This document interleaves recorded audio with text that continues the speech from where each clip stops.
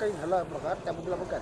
मी माझ्या गावात मतदान करायला गेलो, मतदान करून आलो आणि माझ्या गावातून येताना उमरी हे गाव लागते, तिथं मी थांबलो। तो माझा नेहमीचाच रस्ता आहे आणि आमच्या काँग्रेसच्या बूथवर थांबलो। त्याच्या अगोदर पोलिसांची गाडी येऊन गेली होती। पोलिसांच्या गाडीवाल्याने सांगितलं का तुम्ही 2च खुर्च्या ठेवा आणि तिकडं 8-8 खुर्च्या टाकून लॅपटॉप टाकून लोक बसले होते आणि मला माझे कार्यकर्ते सांगून राहिले होते का सर तिथं 8 लोक कसे बा, आम्हाला 2च सांगितले।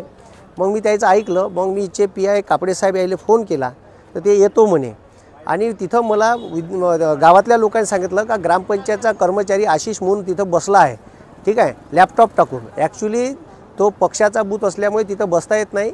कलेक्टर साहेबांनी आणि SDO साहेबांनी BLOसाठी आतमध्ये जागा दिली आहे आणि सरकारी कर्मचाऱ्याला त्याच्या बूथवर बसायचा अधिकार नाही आहे। हे नसताना मी त्याला फक्त विचारायला जाऊ बा, मी काही एकही शब्द बोललो नाही। अर्ध्या रस्त्यात गेलो नाही, मेन रस्त्यावरच 2 बूथ एकासमोर एक असे लागले होते।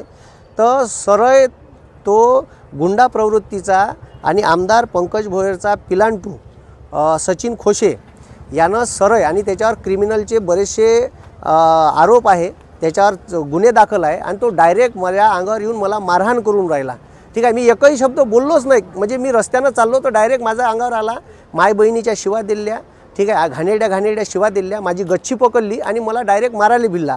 म्हणजे मी गफल तिथंच होतो, ठीक आहे। मला माहीतच नाही का हे आपल्यावर हमला करणार आहे का करणार।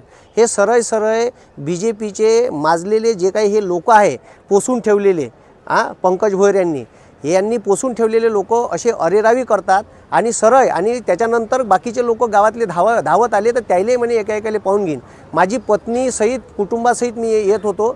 माझी पोरगी माझ्या पत्नीच्या कडीस होती, ती मधात टाकायला आली तर तिथे इथं पकडलं आणि ती मला आडवी आली असताना माझ्या पोरी सगट मारहाण केली। माझ्या पोरीला एक ठुसा लागला, ती रडून राहिली होती। माझी पत्नी मधात आली असताना तिला ओढताण केली आणि तिलाही शिवीगाळ केली।